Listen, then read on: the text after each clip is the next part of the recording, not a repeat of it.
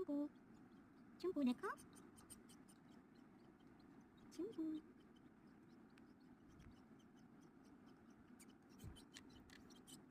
응. 응. 응. আজকে এটা 1 সপ্তাহ হতে যাচ্ছে ওর মা মারা গেছে। একটা বিড়াল এসে মেরে দিয়েছে খুব বাজেভাবে।